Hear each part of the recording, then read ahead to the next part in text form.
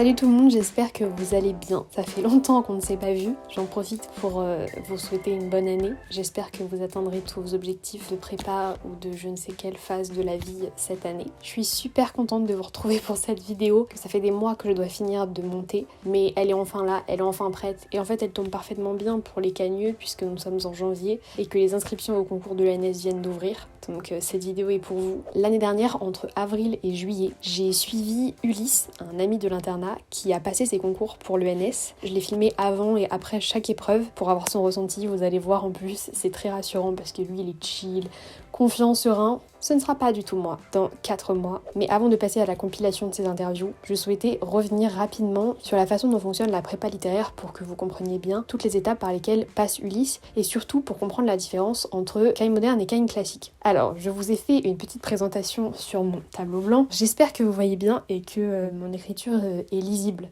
Donc pour rappel, il y a 2 types de prépa littéraire, la prépa AL et la prépa BL. Moi je suis en prépa AL, donc c'est purement littéraire, et en BL, il y a de l'économie, de la socio, des maths. Donc la prépa AL est composée de 2 ans. La première année, qui est générale, c'est l'hypocagne, donc HK, et la deuxième année, c'est la cagne, KH. En deuxième année, on doit choisir entre 2 types de cagne. On a la cagne moderne et la cagne classique. Quelle est la différence entre ces 2 cagnes ? Au niveau des matières enseignées, c'est grosso modo la même chose. Donc on fait de la philo, du français, de l'histoire, des langues vivantes. On a une spécialité. Et ensuite, ce qui diffère, c'est que en cagne moderne, on fait de la géographie. Et en cagne classique, on fait une langue ancienne, donc latin ou grec. Donc vous allez me dire pourquoi choisir entre les deux ? Parce que les deux préparent à des écoles différentes. Donc la cagne moderne prépare à l'école normale supérieure de Lyon. Et la cagne classique prépare à l'école normale supérieure de Paris, rue d'Ulm. C'est pour ça que souvent on dit que la cagne classique c'est la cagne Ulm et la cagne moderne c'est la cagne Lyon. Donc moi cette année je suis en cagne moderne et Ulysse était en cagne classique. Quelle est la grosse différence entre ces 2 filières à part les langues anciennes et la géographie ? Ça se joue notamment au niveau des concours et plus précisément en ce qui concerne les oraux. Donc je vous ai fait un petit planning des concours pour qu'on comprenne mieux le déroulé des concours d'Ulysse. En avril, c'est-à-dire dans 4 mois, on passe les écrits des concours de l'ENS. Vous pouvez les passer dans, je crois, 40 villes en France. Et donc pendant les écrits, entre cagne moderne et cagne classique, c'est les mêmes formats d'épreuves, sauf pour les spécialités. Par exemple, en cagne classique, la spécialité philosophie passe une épreuve d'explication de texte, tandis que nous, en cagne moderne, moi je fais la spécialité philosophie, on fait une dissertation. Mais je crois que pour ce qui est du tronc commun, c'est la même chose pour classique ou moderne. Donc après les écrits, nous partons en vacances d'avril. Trop fun, des petites vacances, mais pas trop quand même, parce que à la rentrée, on commence à préparer les oraux. Tout le monde doit retourner en cours pour préparer les oraux, alors que tout le monde ne passera pas les oraux. Sauf que les résultats d'admissibilité arrivent un petit peu après. Si on est admissible, ça veut dire qu'on est convoqué aux oraux. On peut aussi avoir le statut de sous-admissible, ça veut dire qu'on n'est pas convoqué, on ne sera pas pris à l'ENS, mais c'est une espèce de statut honorifique un peu, et ça nous permet par exemple d'avoir accès à des doubles licences si on veut aller à la fac en 3e année. Donc après les résultats d'admissibilité, ceux qui sont sous-admissibles ou qui n'ont rien, vous partez en vacances, bravo, vous avez fini votre prépa. Mais pour ceux qui sont admissibles, il faut charbonner pour les oraux qui arrivent très très vite en juin. Donc alors que les écrits se font dans les grandes villes, les oraux se font sur les sites des écoles directement, donc à Lyon ou à Paris. Bon après je parle de l'ENS Lyon et l'ENS de Paris parce que c'est les principales, mais il y a aussi l'ENS de Paris-Saclay, je crois, pour les linguistes. Donc on passe aux oraux, et c'est là qu'il y a la grande différence entre la cagne moderne et la cagne classique, puisque les oraux de la cagne classique sont beaucoup plus durs, je trouve, parce qu'il y a beaucoup plus de hors-programme. Je prends 2 exemples. En français, cette année, à l'écrit, on a 5 œuvres au programme. Donc pour l'écrit classique ou l'écrit moderne, on a une dissertation sur les 5 œuvres, sauf que pour l'oral, c'est une explication de texte, et les modernes vont avoir un extrait d'une des 5 œuvres au programme, donc ils connaissent l'œuvre, ils connaissent les enjeux, etc. Sauf qu'en classique, vous pouvez tomber sur n'importe quel auteur, ça se trouve, vous ne le connaissez pas. En classique, on a 2 textes au choix et 1h30 de préparation, alors qu'en moderne, c'est 1 heure de préparation. Et deuxième exemple, en histoire, en cagne moderne, on n'a pas d'oral d'histoire, sauf si on est spécialiste histoire-géographie, tandis qu'en classique, ils ont 2 programmes d'histoire toute l'année à bosser, le programme d'écrit plus un programme d'oral. Donc cette année, le programme d'écrit, c'est les mondialisations de 1880 au milieu des années 1930, et donc moderne comme classique passe à l'écrit sur ce sujet-là. Mais à l'oral, on leur propose 2 questions qui peuvent être une sur le programme écrit, une sur le programme oral, ou les 2 sur le programme oral. Et donc le programme oral, il est super large, genre je sais pas les bornes, mais imaginons c'est genre le 20e siècle. Et il faut que tu maîtrises tout. Ça peut être des trucs mais tellement précis, genre... Enfin bref, c'est vraiment épatant, et c'est l'oral qui stresse un peu les cagnes classiques, je comprends. Après, ils ont pas à le préparer seuls, hein. Toute l'année, ils ont des cours pour préparer cet hors programme, mais c'est quand même massif quoi, ce qui a révisé. Donc gardez en tête qu'Ulysse est en classique, et donc voilà, vous avez passé vos oraux, bravo, vous attendez quelques jours et ensuite on a les résultats d'admission. Si vous êtes admis, bienvenue à l'ENS, et si vous n'êtes pas admis, vous cubez, si vous êtes déter à faire une 3e année pour retenter les concours, ou alors vous faites autre chose, et c'est tout aussi bien. Donc voilà, j'espère que ces explications auront été claires. Je vous laisse donc avec la vidéo sur Ulysse. Prenez peut-être des notes, notamment sur le calme d'Ulysse face aux épreuves, parce que ce sera pas sur ma chaîne qu'on trouvera ça. Le nombre des c'est haut dans le ciel. On est quel jour, Ulysse? On est mercredi, jeudi, 7, 8, Ok. on est le 6, ok. Et ma première épreuve est donc mardi. Mais c'est même pas ça. Bah si.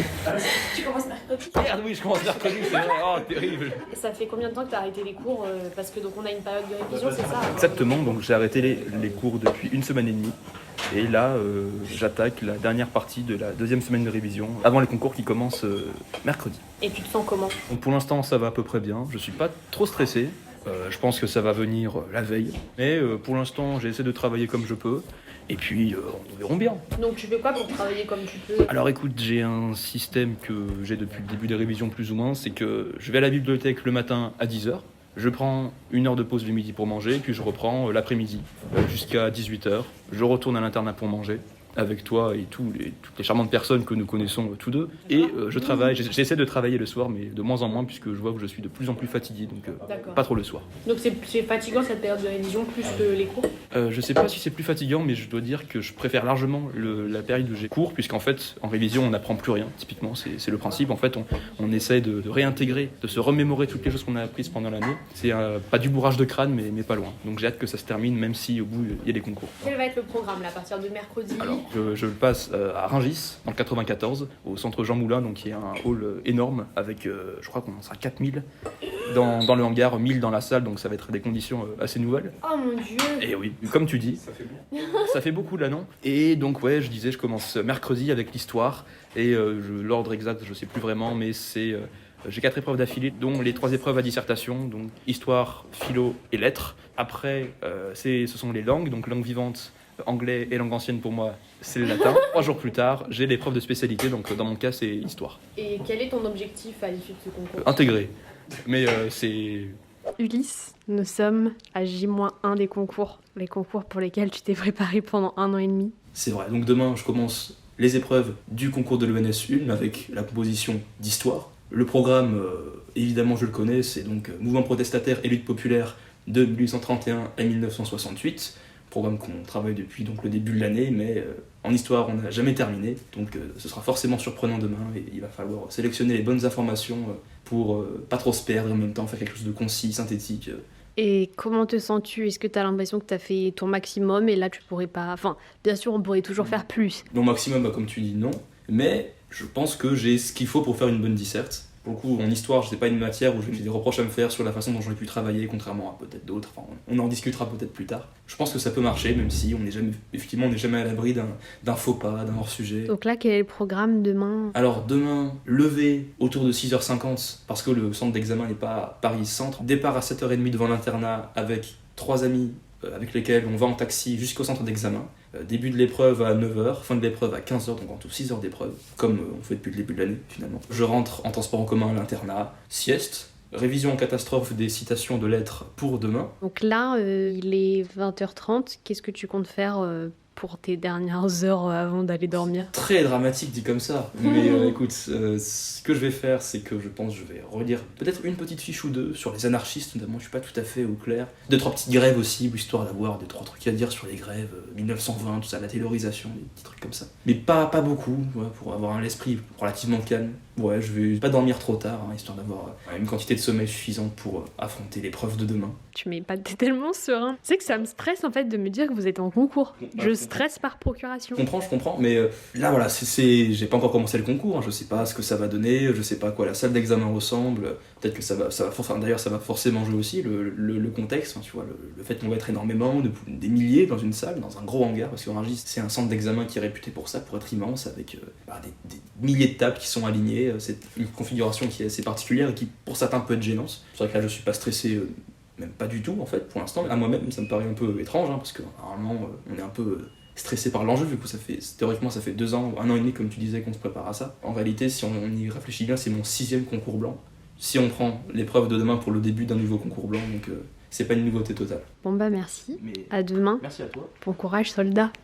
Alors Ulysse, comment s'est passée cette première épreuve? Eh ben écoute, ça s'est plutôt bien passé. Donc le sujet était assez classique. Finalement, c'est un sujet auquel on aurait tous plus ou moins pu s'attendre. C'était violence au pluriel et lutte populaire. Plus ou moins l'intégralité du programme, quelque chose de très vague. Donc forcément, il a fallu sélectionner des informations, en laisser d'autres. Espérons que j'ai pris les bonnes, que j'ai laissé les bonnes. Mais j'avais un bon sentiment en partant de la salle. Ce qui est déjà bien. Merci. Non mais moins fort s'il te plaît. Un public très attentif. Oui, je veux quand même rendre hommage au public ici qui me soutient beaucoup dans ces aventures palpitantes. À part Cola qui ne me soutient pas.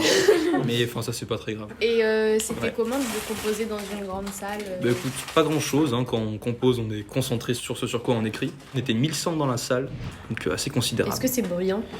Non pas du tout. En fait je peux pas vraiment te dire vu qu'on est quand on écrit on est concentré donc je faisais pas attention à tous les bruits qu'il y avait autour.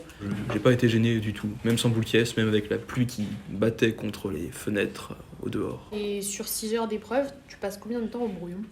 J'y ai passé 1h30 un peu plus. Waouh. Parce Moi que je passe vraiment genre 3 heures au Ouais, brouillon. mais en fait en hippocane j'y passais vraiment 3 heures, mais en fait en Cagne tu dois faire des longues copies. Enfin l'histoire en Cagne en fait ça il faut être très très synthétique et en même temps parler de beaucoup de choses puisqu'on peut pas se permettre de faire des ellipses, des omissions, enfin des omissions si mais des ellipses c'est plus compliqué. On a quand même 137 ans d'histoire, ce qui est considérable. C'est pourquoi on doit beaucoup écrire. Et encore par rapport à d'autres amis j'écris pas beaucoup en fait parce que je tourne autour de 14, 15, 16 pages maximum. Moi, j'ai des amis qui font, je sais pas, 20, 25 pages. Enfin, être synthétique, c'est aussi une qualité, quoi. Oui, c'est ça. Mais après, tu peux écrire 20 pages et être malgré tout synthétique, tu vois. La question, c'est d'avoir un cheminement, d'avoir un raisonnement qui est construit. Et tu peux avoir un raisonnement construit en 14, 15, 16, 20, 25 pages. Genre, je veux dire, effectivement, plus c'est long, plus c'est difficile de garder la continuité du fil conducteur. Mais il y en a qui arrivent. Bon, moi, j'arrive pas à écrire beaucoup, donc j'écris relativement peu. Mais enfin, 16 pages, c'est quand même... Je m'approche de mon maximum. Demain, lettres. Demain, lettres, Donc exactement. là, qu'est-ce que tu vas faire ce soir? Je vais relire mes petites citations et me coucher tôt. Est-ce que simplement. ça t'a fatigué, là?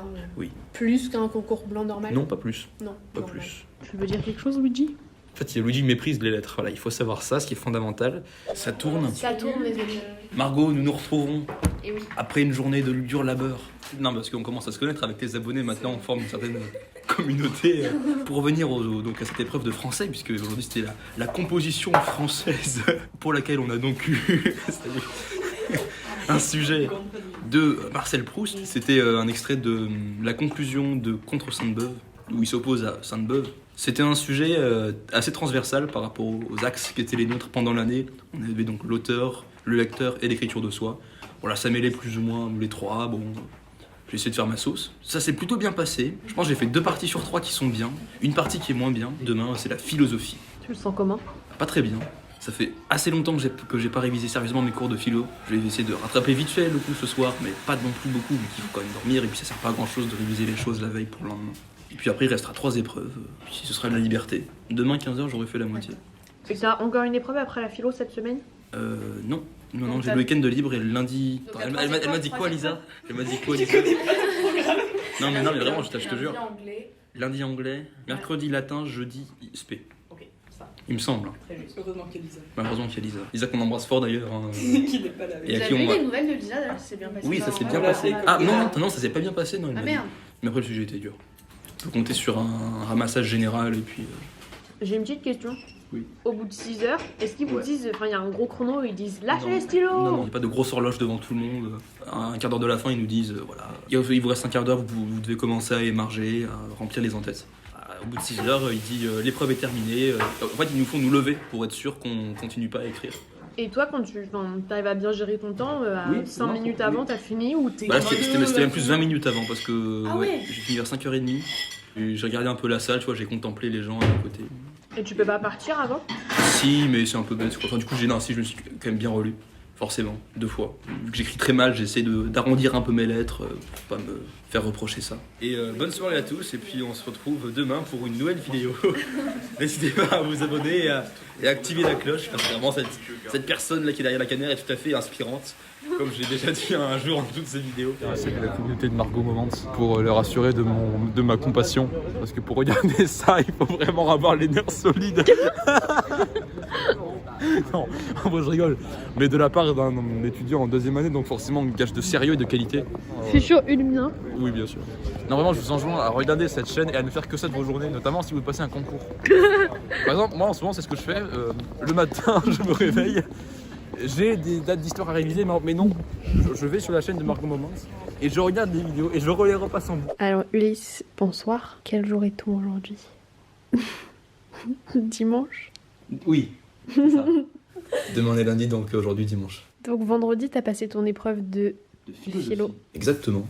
Donc on a eu un sujet très particulier qui s'intitulait Toute conception de l'humain est-elle particulière? Donc dit comme ça peut sembler étrange, et même avec un an de cours derrière moi, j'ai trouvé ça étrange, de même que la plupart des gens avec qui on a pu échanger sur le sujet. Et essayer de faire ce que j'ai pu, le verdict arrivera quand il arrivera. Je préfère pas trop y penser pour l'instant, du coup on va vite passer à autre chose, parce que voilà, il s'agit de pas trop insister sur ce qui est douloureux.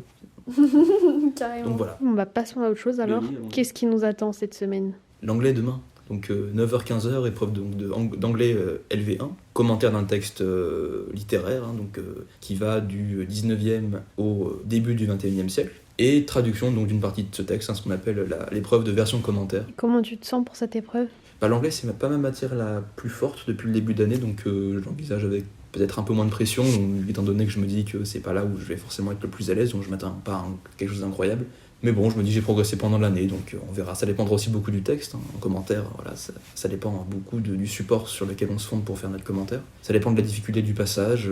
Dans le cadre d'un concours, en fait, le gros du travail se fait pendant la première année et pendant la 2e année, même si on n'a pas forcément conscience qu'on travaille pour un concours, mine de rien, même si on n'a pas le concours en ligne de mire, on travaille malgré tout, et on acquiert des automatismes, des réflexes, on fait des exercices, c'est ce qui aide à ne pas trop se mettre la pression juste avant l'épreuve. On se dit que le gros du travail, en fait, il est déjà fait, et surtout en langue, en fait, autant en histoire on peut bachoter, apprendre 2-3 dates, pareil pour le français, revoir des citations, philo, bon. Mais pour le coup en langue c'est vraiment un travail sur la langue qu'on fait depuis bien avant la prépa en réalité, même si ça s'intensifie avec la prépa.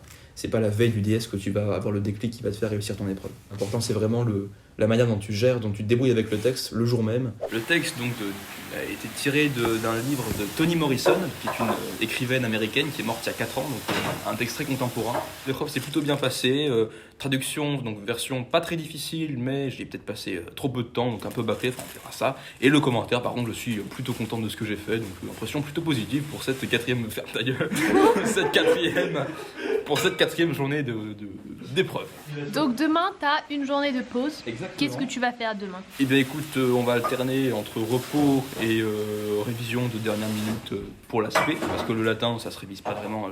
Comme l'anglais, ça se révise pas vraiment dans les derniers moments. Donc oui, petite révision de chronologie, de définition, en géographie. On voit les différentes dominations du grand capital. Oyez, oyez, je réclame 5 minutes de silence pour qu'on écoute notre chat. Attention, prise numéro 1 dans 5, On écoute pas 4, Ah, trop bien. 3, 2, 1. Aujourd'hui, t'avais ton épreuve de latin, c'est ça? Exactement, donc 4 heures de version. Ça fait donc une version sèche, 4 heures sans commentaire. Donc ça s'est plutôt bien passé. On a eu un texte de Sénèque qui était, sinon, somme toute, accessible. Voilà. Pas de question. Une vidéo sur les épreuves. Ouais. Parce que Lys m'a dit qu'il avait pas assez de temps d'écran sur ma chaîne. Mais non, mais j'ai dit à Margot que je voulais faire une intervention, mais en fait c'est faux, parce que je manque cruellement de temps d'antenne sur sa chaîne, et je trouve ça assez inacceptable. Demain, dernière épreuve de spé histoire, avec, comme suit la logique de la géo, 2 épreuves en une, donc un commentaire de documents historiques et un commentaire d'un dossier documentaire en géographie. Ouais, épreuve composée, difficile, mais palpitante. Cette épreuve m'émoustille au plus haut point. T'as hâte? Non, mais j'ai plus hâte que ce soit terminé, parce que quand ce sera terminé, ce sera fini. On va faire la fête, demain ce sera une vidéo champagne. Super sortie de la soirée, quoi. Attention, on va boire du champagne. Une vidéo champagne pour célébrer la fin des épreuves du concours de l'ENS. Le thème d'histoire, c'est donc les Carolingiens, donc de 768, donc le début du règne de Charlemagne, à 888, donc la fin du règne de Charles le Gros, qui est beaucoup moins connu, mais qui est un des... Oui, c'est ça. assez massif comme personnage. Mais en géographie, c'est la géographie de la France en général, donc c'est un programme qui est constant d'une année à l'autre.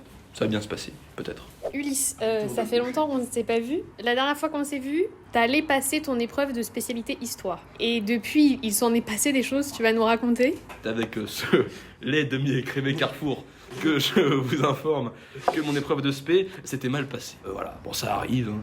Donc le temps a passé, il y avait les vacances, et là je reçois un mail pour nous dire que l'épreuve de français a été annulée parce qu'en fait ils ont perdu un paquet de copies. Je sais pas quel transporteur a perdu un paquet de copies, ce qui a fait qu'on a dû refaire l'épreuve. Donc on a refait l'épreuve, donc c'était assez chiant. Bon, on a refait l'épreuve le 13 mai. Le sujet était beaucoup plus facile que le premier. Donc voilà, je termine l'épreuve, je pars vraiment en vacances. Les cours reprennent, on commence à se préparer à l'oral et les résultats d'admissibilité arrivent. Et donc c'est le 7. Du coup j'étais en salle d'études avec Cola, qui est là. Je sais pas si Cola tu peux intervenir. Vérifie bien. Mais c'est pas possible. Ulysse risque des admissibles du concours AL. C'est moi. Comment tu te sens? Félicitations. Du bruit, faites du bruit. Ouais, oh là, énorme. Donc t'étais surpris Ouais, carrément. Je pensais pas du tout être admissible. Bon, je ne disais pas que c'était impossible, hein, mais bon, c'est compliqué, quoi. Donc, il y avait quand même plus de chances que je ne sois pas admissible que je le sois. Donc, très bonne nouvelle, mais maintenant, il y a les oraux à préparer. C'est ce que je fais depuis quelques jours, là, surtout l'histoire. C'est conséquent, à l'oral, surtout. Donc, aujourd'hui, on est dimanche. J'ai ma convocation mardi et les oraux commencent vendredi, même si je ne suis pas sûr de commencer pile le vendredi, vu que ça s'échelonne sur 15 jours jusqu'au 1er juillet. Et on se dit à bientôt pour de nouvelles aventures. Non, je me suis dit, toi tu seras pas pris quoi. Après, est-ce que j'aurais su faire la même chose? Peut-être pas, mais... Bonjour Ulysse. Mais bonjour Margot. Ça fait longtemps qu'on ne s'est pas vu. La dernière fois qu'on s'est vu, tu venais d'apprendre ton admissibilité à l'ENS. Et donc depuis, tu as passé la deuxième partie des examens, c'est-à-dire les épreuves orales. Tout à fait. Donc au total, j'ai passé 6 oraux pour les matières du tronc commun, pour la langue ancienne et pour mon épreuve de spécialité. Les oraux se déroulaient, je crois, du 16 juin au 1er juillet. J'ai eu relativement de la chance vu que j'ai commencé mes oraux que le 20 juin. Donc j'ai eu le temps un petit peu de travailler en amont, de réviser ce sur quoi j'étais pas particulièrement au point. Donc j'ai commencé par mon épreuve d'oral d'histoire. La spécialité, donc c'est-à-dire une épreuve de commentaire de texte qu'on prépare en 1h30 avant de passer 20 minutes devant le jury, puis 10 minutes d'entretien. C'est d'ailleurs le format que prennent tous les oraux. Donc cet oral, c'était mon premier, donc j'étais un peu stressé forcément en y allant. Je suis tombé sur un sujet assez original. C'était, pour les gens avertis, c'était une œuvre d'Éginard, donc un biographe, un chroniqueur du début du 9e siècle, fin 8e siècle, début 9e siècle, qui parlait d'un transfert de reliques de saints chrétiens antiques, d'un monastère vers un autre. Il y avait des contentieux par rapport à ça. J'ai eu un bon sentiment dans cette orale parce que le jury était très sympa, très bienveillant. Il s'est avéré que j'ai pas eu une si bonne note que ça, mais enfin sur le moment j'étais plutôt content. Donc au moins, même si c'était une interprétation discutable, au moins ça m'a permis d'aborder les autres oraux avec plus de sérénité. Donc le deuxième oral, c'était un oral d'anglais. Je suis tombé sur le texte qui avait précédé la publication d'Alice au Pays des Merveilles. Un texte très marrant, très sympa. Le jury était un peu plus formel, plus pro, et j'avais le sentiment d'avoir fait un assez bon oral, et en fait j'ai eu une vraie bonne note à cet oral, donc au moment de recevoir les résultats, j'étais vraiment content par rapport à ce à quoi je m'attendais. Donc après cet oral d'anglais, un jour de plus de battement avant mon oral de latin, l'oral que j'appréhendais le plus, puisque sur les 2 ans de prépa, j'étais jamais arrivé à me hisser au-dessus des 11 en colle de latin, donc ça partait assez mal. Mais en fait, je suis tombé sur un texte de Tite-Live, un extrait de l'histoire romaine aux alentours de moins 300. C'est une bataille entre Gaulois et Romains où intervenaient des animaux, puisque c'était le thème de langues anciennes. Donc un oral qui j'avais l'impression, bien passé, et ça s'est confirmé dans la note que j'ai eue. Donc j'ai passé un vrai bon moment. Le jury était très sympa. C'était dans une petite salle dans les hauteurs de l'ENS. Ça ressemblait plus ou moins à un grenier. Enfin, c'était sympa, c'était bonne ambiance. J'ai eu 3 jours de battement qui étaient à mon sens très utiles pour réviser les 3 grosses matières qui me restaient, à savoir l'histoire en commun, la philosophie et le français. Alors en français, la manière dont ça se déroule en fait, c'est qu'on a le choix entre 2 textes. Un texte de la première modernité, donc qui couvre les 16e, 17e et 18e siècles, et un siècle de la deuxième modernité, donc 19e, 20e voire 21e siècle. Donc j'ai eu le choix entre un poème de Malherbe. Le deuxième choix, c'était un texte de Georges Perec. Georges Perec qui est connu pour son livre La disparition, mais je ne suis pas tombé sur ce livre, je suis tombé sur une autobiographie qui avait la particularité d'être écrite à la deuxième personne, donc une autobiographie en tu, donc l'auteur-narrateur s'adresse au personnage qui est lui dans le passé, donc un format assez intéressant que je connaissais pas du tout. Et le texte était assez abordable, intéressant, et j'avais l'impression de faire un bon oral, et puis finalement j'ai effectivement fait un bon oral. Jury très sympa, assez neutre, mais sur la fin plutôt cordial. L'entretien s'était notamment vraiment bien passé. L'oral de philosophie que j'appréhendais un petit peu aussi, puisque au cours de l'année, mes notes avaient pas évolué dans le bon sens. J'étais passé de 15 à ma première colle à plus ou moins hors sujet à ma dernière colle publique, donc j'étais pas très serein. Et donc j'arrive à l'oral de philo. J'arrive dans la salle d'examen où le jury me désigne une table dans un coin de la salle où étaient disposés plusieurs petits papiers. Donc j'ai pioché un papier, il y avait 2 sujets au choix. Le premier, c'était la vie après la mort, et le second, c'était le public et le privé, que j'ai pris. J'étais très content pendant que je préparais, je me disais oui c'est super, le jury va adorer, c'est vraiment très bien ce que je fais mon oral, j'ai l'impression que ça se passe bien. Et donc le jury, il y avait un homme et une femme, et là le gars me dit oui bon, vous avez tenté de traiter ce sujet, donc je me suis dit que bon là c'était moins bien parti effectivement. À cet oral de philo c'était mal passé en fait, même si je n'en étais pas forcément très conscient en sortant. C'est avéré que j'avais eu la pire note en fait de tout ce concours. C'est la seule fois en fait sur les 12 épreuves que j'ai passées où j'ai pas eu la moyenne. Bon, j'ai eu 9 pour être plus précis. Mais bizarrement, vu que j'étais plutôt optimiste, ça m'a en fait aidé à aborder le dernier oral dans de bonnes conditions. Finalement, cet aveuglement m'aura aidé jusqu'au bout. Je me permets Oui, de te bien couper. sûr. Qu'est-ce qui a pêché là dans ta... Alors, en fait, oral de philo, alors je ne sais pas. Je pense que, après, ce sont que des hypothèses, mais je pense que c'était peut-être pas assez profond au niveau de l'analyse. Je me suis peut-être tenu à des choses un peu basiques, un peu bateau. Les références, je pense que je les maîtrisais plutôt bien.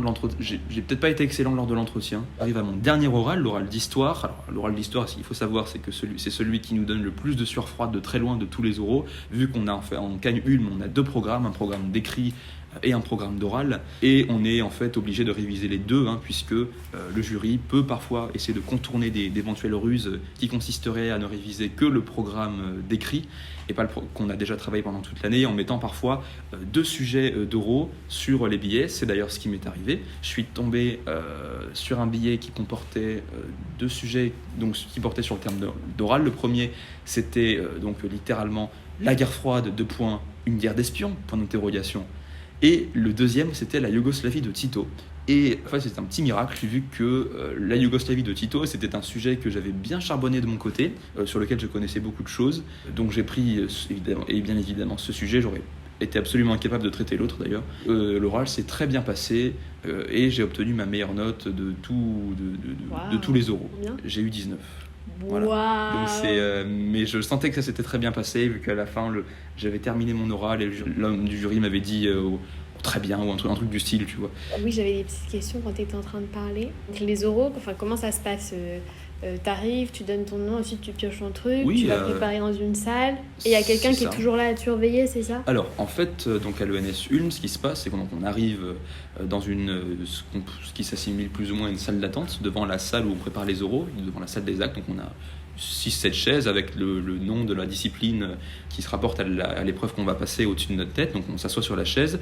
À un moment, les appariteurs, qui sont souvent des gens très gentils, assez âgés, très bienveillants, qui nous accompagnent de manière très pédagogique et très sympa, qui nous appellent pour nous faire signer la liste d'émargement. Entre 5 et 10 minutes avant le début de l'épreuve, selon si la salle de passage est loin ou non, on va dans la salle de passage tirer le sujet devant le jury. Selon les épreuves, on dit directement au jury quel sujet on choisit. C'était le cas en histoire notamment. J'ai dû dire directement, juste après avoir tiré comme ça instantanément quel sujet je prenais. Donc dans mon cas, ça a été très facile, vu que j'allais certainement pas prendre le sujet sur lequel j'avais quasiment aucune notion. Voilà, une fois que j'ai tiré, je vais dans la salle de préparation. Ça s'appelle la salle des actes. C'est une grande salle dans laquelle tous les candidats préparent leurs oraux. On va être une trentaine.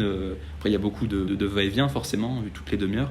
Mais pendant 1h30, on prépare notre oral au milieu de tous les autres candidats qui font de même. Et au bout d'1h30, l'appariteur vient, nous dit que c'est fini et nous amène personnellement devant la salle. Il peut y avoir du public pendant l'oral, vu que ce qui est bon à savoir, et si vous voulez venir aux oraux, sachez que c'est tout à fait possible. Il peut même pas besoin de s'inscrire, ça change pas grand chose pour nous, hein. Bon, on va en faire notre oral et puis on est concentré sur ce qui se passe devant et pas sur ce qui se passe derrière. Donc voilà, j'avais passé mes 6 oraux.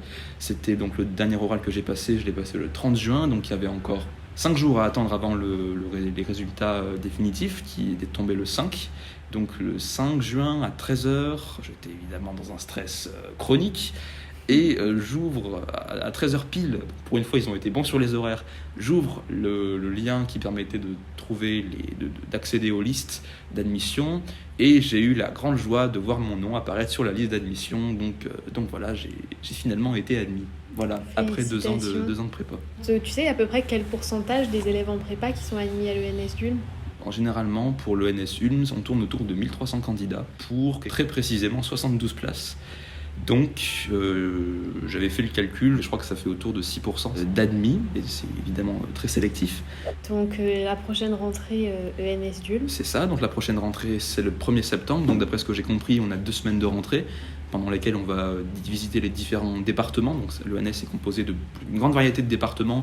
Il y a le département de mathématiques, de philosophie, d'histoire, de sciences cognitives, plein de départements. Bon, a priori, ce sera l'histoire, mais ce qui est bien à l'ENS, c'est qu'on peut suivre des cours très divers.